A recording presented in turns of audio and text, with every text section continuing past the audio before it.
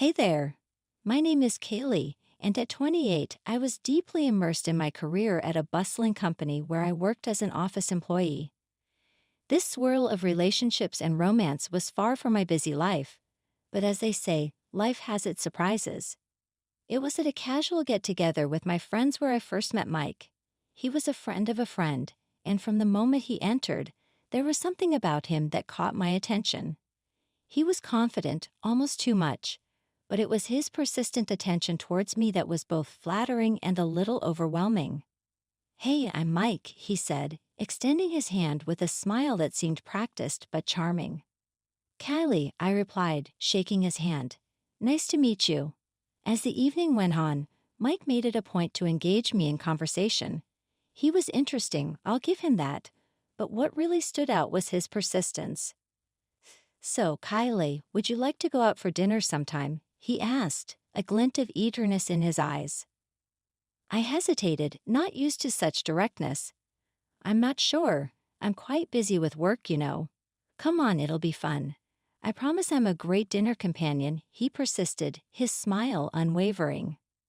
After much persuasion and, admittedly, a certain curiosity on my part, I agreed. That's how our courtship started. Mike was relentless in his pursuit. He'd show up with small gifts, send me good morning texts, and always made sure to check in on how my day was going. A few months into this whirlwind romance, he popped the question. It felt fast, but Mike's determination seemed genuine. "Kylie, I know this might seem quick, but I've never been sure about anything. Marry me," he said one evening as we walked through the city park, the stars just beginning to twinkle in the dusk sky. I remember laughing, half in disbelief and half in excitement. "Mike, are you serious? We barely know each other." "I am serious, Kylie. I've never felt this way about anyone. You're the one for me," he replied, his eyes locked on mine. Maybe it was the romance of the moment or the way he looked at me, but I said yes. It was a decision that would lead me down a path I never expected. We got married a few months later and moved into the house he owned. We agreed to split everything equally, a decision that seemed fair and modern. The equilibrium of our marriage began to falter subtly after a significant advancement in my career. My promotion was a cause for celebration, but it unexpectedly steered our relationship into uncharted territory. One evening, as we relaxed in our living room, Mike broached a topic that would unknowingly mark the beginning of a fundamental shift in our dynamic. "Kaylee, your promotion is fantastic news. Don't you think it's fair that you contribute more to our expenses now?" "You do earn more than me," he said, his tone casual yet firm. I paused, taken aback by his suggestion. "More?" "We had agreed on equal contributions, Mike. I thought that was working well for us." He leaned back, exuding a confidence that bordered on arrogance. "Times change, Kylie. It's only logical. You have a bigger paycheck, so you should bear a larger share of our expenses." I felt a knot of unease in my stomach. "But Mike, our agreement was about equality and partnership. This feels like a departure from that." "Come on, Kylie. It's just being practical. Why should we both stretch ourselves thin when you can comfortably cover more?" He persisted, his gaze fixed on me. Reluctantly, after a brief and somewhat tense exchange, I acquiesced to his logic despite feeling a creeping sense of injustice. "All right, I'll contribute more, but let's try to keep other aspects of our partnership balanced." "Of course we will," Mike assured me quickly. Too quickly, perhaps. In the months that followed, I watched as Mike's contributions to our joint expenses dwindled and then ceased entirely. It was a gradual shift, almost imperceptible at first, but it soon became starkly evident. I found myself solely responsible for groceries, bills, and loan repayments. Feeling both the burden and the unfairness of the situation, I decided to confront him one evening. "Mike, you haven't been contributing to our expenses. We need to talk about this," I said, hoping to bring some sense of fairness back into our marriage. However, the conversation quickly soured. "You're making a big deal out of nothing, Kylie." "I'm going through a rough patch at work," Mike retorted dismissively. "But we had an agreement, Mike. It's not just about money. It's about our commitment to share our life equally," I argued, trying to keep my voice level. His response was laced with annoyance and anger. You're being petty, Kylie. This is what marriage is about, supporting each other. You earn enough, he shrugged.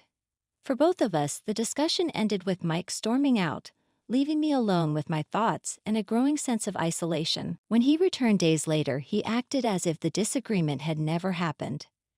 The imbalance in our relationship only deepened in the following months. I found myself not only contributing more financially, but also taking on the lion's share of the household responsibilities. One evening, after a long day at work, I came home to find the living room in disarray and Mike lounging on the couch. The sight of dirty dishes in the sink and unsorted laundry was disheartening. "Mike, the house is a mess. Can you help me clean up?" I asked, setting down my bag and taking a wary look around. He glanced around indifferently and shrugged. "Does it really matter? It's not that bad. Just leave it for now." But we agreed to share these chores. "It's not fair for me to do everything," I countered, feeling the weight of exhaustion and frustration. Mike sighed heavily, his response tinged with annoyance. "Kylie, you're always making a big deal out of nothing. I had a busy day too, you know." I knew arguing would lead nowhere. Silently, I began tidying up, feeling a mix of anger and disappointment. This wasn't the partnership I had signed up for.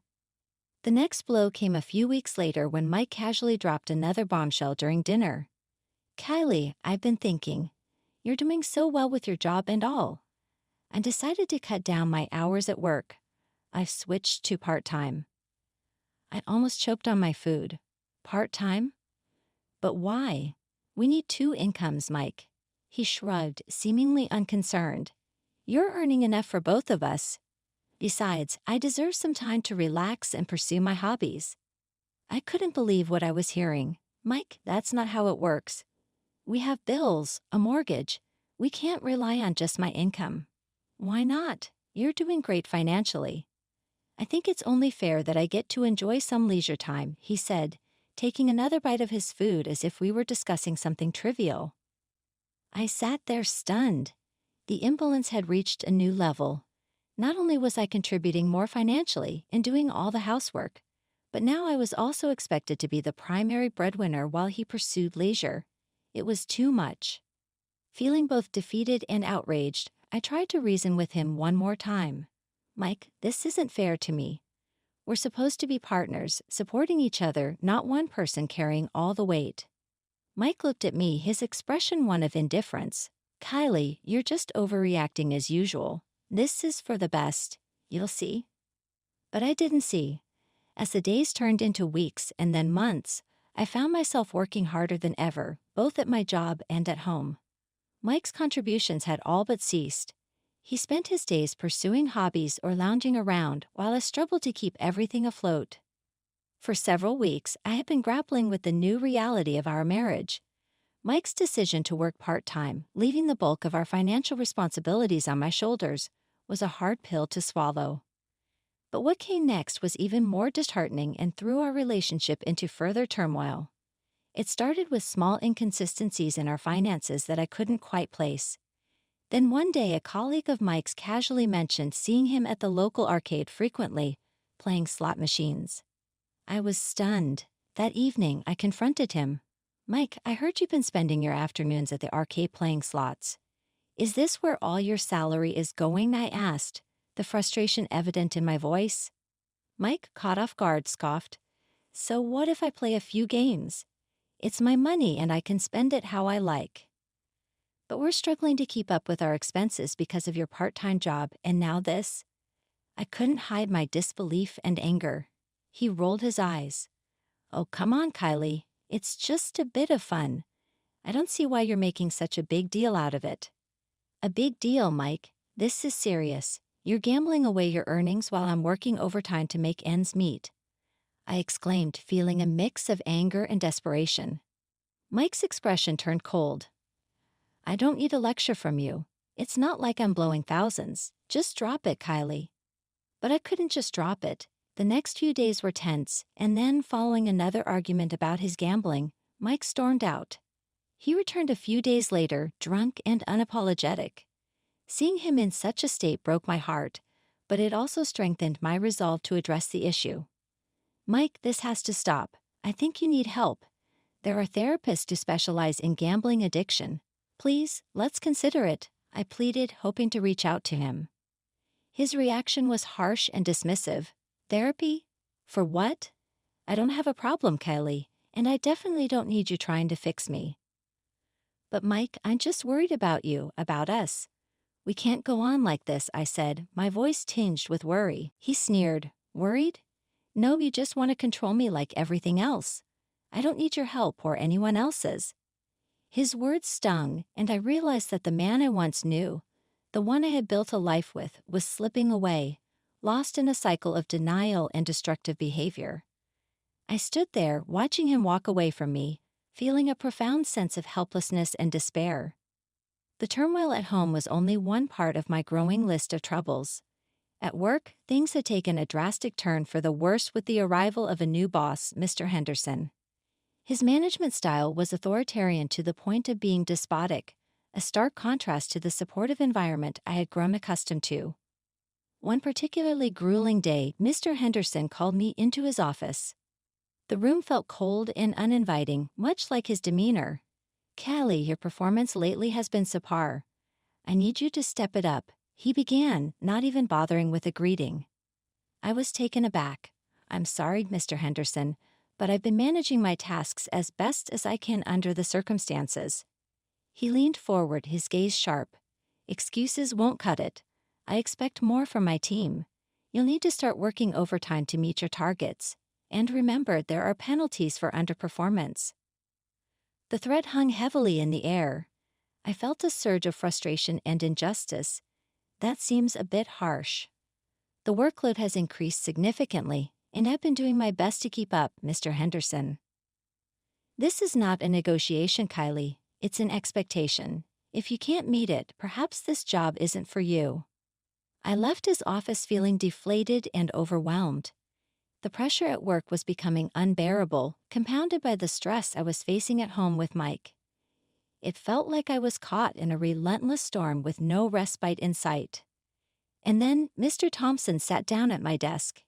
He was a regular client of our company, known for his amiable demeanor and understanding nature. Our interactions were always professional yet cordial, making him one of the few bright spots in an otherwise stressful work environment. As we discussed the project details, he paused and looked at me with a concerned expression. You look particularly tired today, Kylie. Is everything all right? He asked, his tone genuine and kind. I hesitated for a moment, not used to such personal concern in the workplace. But something about his sincere approach made me open up. It's just the workload and the environment here. It's been very challenging lately, I admitted, offering a weary smile. Mr. Thompson nodded understandingly. You're a valuable asset to any team, Kylie. If you ever find that it's too much and decide to leave, I'd be more than happy to have someone of your caliber join my company. We value hard work, but we also believe in a healthy work-life balance, he said earnestly. That evening, as I stayed late to catch up on work, my colleague Jenna stopped by my desk. Kylie, you look exhausted. This new regime is taking a toll on all of us. I sighed, rubbing my tired eyes. I don't know how much longer I can keep this up, Jenna. The demands are unreasonable. Jenna nodded in agreement. It's been brutal. Henderson's running this place like a dictatorship. Just don't let this job break you, Kylie. You're worth more than this, Jenna said, offering a sympathetic smile before leaving. Her words resonated with me as I finally headed home well past the usual hour. The thought of leaving my job was scary, but so was the thought of enduring this toxic environment. I quit, definitely. The situation at work with Mr. Henderson had deteriorated to an intolerable level. Each day was a grueling marathon of unrealistic demands and unrelenting criticism. The stress was unbearable, but I was trying to hold on for the sake of financial security. However, there's only so much a person can take. It all came to a head on a Thursday, a day that started like any other but would end up changing everything. Mr. Henderson summoned me to his office that morning. His office, always stark and intimidating, felt even more oppressive than usual. Kaylee, your performance is slipping. I'm not seeing the results I need, Mr. Henderson began, his voice cold and accusatory. I was already fried from the constant pressure. I'm doing everything I can, Mr. Henderson. The workload is immense, and I'm only human. That's no excuse.